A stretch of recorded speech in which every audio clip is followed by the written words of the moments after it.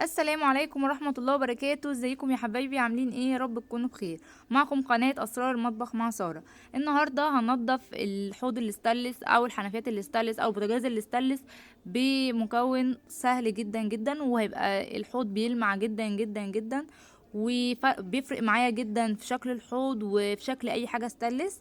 بس النهارده احنا هننضف الحوض. انتوا ينفع تعملوا التجربة دي على البوتاجاز، على الحنفيات، على اي حلل، مثلا لو حلل ستانلس اي حاجه. التجربه دي يعني تنفع معايا. هو المكون اللي احنا هننضف بيه مكون موجود في اي بيت، موجود في كل البيوت. يعني ده الحوض، ده شكل الحوض قبل ما اعمل فيه اي حاجه، ما غسلتهوش، ما عملتش فيه اي حاجه خالص، عشان تشوفوا انا هعمل ايه والنتيجه بعد كده ايه. تمام. الحوض اهو، الحوض يعني متبهدل وفيه بقع كده. تمام. وطبعا الحوض بيبقى ساعات عليه تجييرات، جير وحاجات زي كده بيجير. وطبعا ده انا هقول لكم ازاي، ما يعني ازاي أنا الحته دي نتفاداها.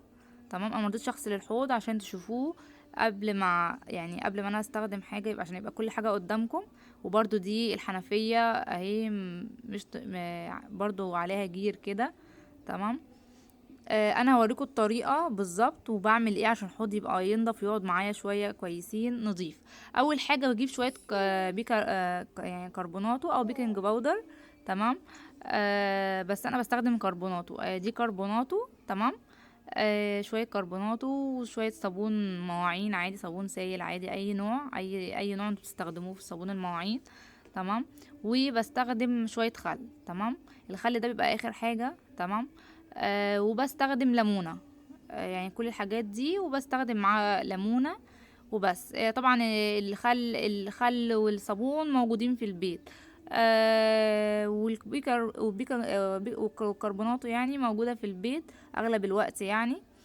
فممكن الليمون هو اللي مبيبقاش متاح. فدلوقتي احنا هنبدأ ايه، نروح نرش الكربوناتو في الحوض. هنرشها كلها في الحوض. لو انت حسيت ان الحوض محتاج تاني بتزودي شوية كمان. لو ما الحوض عندك مش محتاج او صغير، انا الحوض عندي ده حجمه. تمام. اهو انا جبت شوية كمان حطيتهم لان لقيت شوية قليلين على الحوض. وقسمت الليمونة نصين وخدت نص ليمونة. انا بلبس جوانتي عشان بصراحة بخاف، لان هو بيعمل فوران، فبخاف بصراحة لحسن يبوظ ايدي يعني، او عشان اصلا عندي حساسية في ايدي ما يجيليش التهاب يعني. بصوا الفوران، شايفين؟ فانا بستخدم بلبس جوانتي. تمام. ببدأ بقى ادعك بالليمونة بالكربونات والحوض كويس، يعني هفضل ادعك فيه كويس. تمام. بتدعكي كل جوانب كل جوانب الحوض كلها، او اي بقعة انت شايفاها مثلا في الحوض، او اي حتة شايفاها ما بتبقاش بتلمع، او بيبقى الحوض شكله مطفي. تمام. شايفين؟ برضو شايفين الفوران؟ انا جبت نص الليمونة التاني. تمام. شايفين الفوران؟ فانا هكمل دلوقتي ادعك الحوض كله واخلصه كامل. تمام. وارجع لكم تاني ان انا عايزه ادعك كويس يعني. اهو دلوقتي انا جبت شويه صابون، الصابون مواعين عادي، وجبت بقى السلكه، وبقيت ادعك على الكربونات والليمون. يعني انا خلاص دعكت بالليمون وخلصت، وحطيت شويه صابون وبدعك بالسلكه عادي الحوض. تمام. فوقيه يعني بدعك عليه كمان. اهو ده شكل الحوض بعد ما انا دعكت عليه تاني بالصابون والسلكة. تمام. دلوقتي انا اهو بنزل الصابون وبنزل بقى الكربونات والليمون الحاجات دي اهو. شايفين يعني يعني الحوض شايفين ادى لمعة؟ شايفين اهو؟ ده انا نشفت الحوض بعد ما انا غسلته، لان طبعا احنا اهم حاجه عندنا ان احنا ننشف الحوض عشان ما يجيرش. تمام. لان احنا لما بننشفش الحوض بيجير.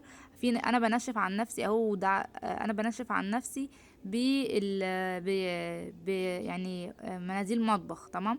انت ممكن تنشفي عندك بحته، بس انا بس بفضل مناديل المطبخ عشان بحس انها بتنشف الحوض كويس، او بتنشف اي حاجه عموما كويس. تمام. اخر حاجه بقى هنعملها الخل. اخر حاجة شوية خل، يعني تحطي شوية خل حلوين في الحوض كله. تمام. اهو. وهتجيبي منديل تاني، مناديل مطبخ، انا عن نفسي برضو بستخدم مناديل مطبخ اهو، منديل. وهتوزعي الخل كله في الحوض وجوانب الحوض وكله، يعني تخلي يعني المنديل لما انت هتحطيه على الخل هيتملي خل. فانت تمشي المنديل على الحوض كله، في الجوانب وعلى الحنفيات، وتمشيه على الحوض كله.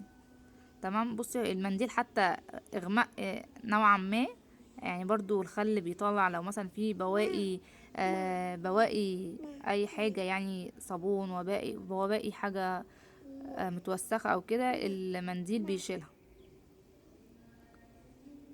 تمام. انا خلصت اهو خالص، خلصت اهو. زي ده الحوض زي ما انتوا كنتوا شايفينه. تمام. الحنفية هي برضو عملتها. الكربونات هو اللي فرق في الموضوع ده كله، الكربونات والليمونه، لان انا دعكت بيها الحوض كله والحنفيه، وحتى الاستانلس بتاع المصفى بتاعه الحوض دي دعكتها برضو بيه. بس طبعا انا مرضيش اطول الفيديو عليكم، بس هو ده يعني هو ده النهايه، يعني عشان الفيديو ميبقاش طويل عليكم. فهو كده خلاص، انا كده خلصت الحمد لله. وادي الحوض، ده شكل الحوض. طبعا ده شكل الحوض بعد ما خلص تماما ولمعته بالخل وكل حاجة. شايفين لمعته عاملة ازاي، يعني شايفينه بيلمع ازاي. اشوفكم في حلقة جديدة، والسلام عليكم ورحمة الله.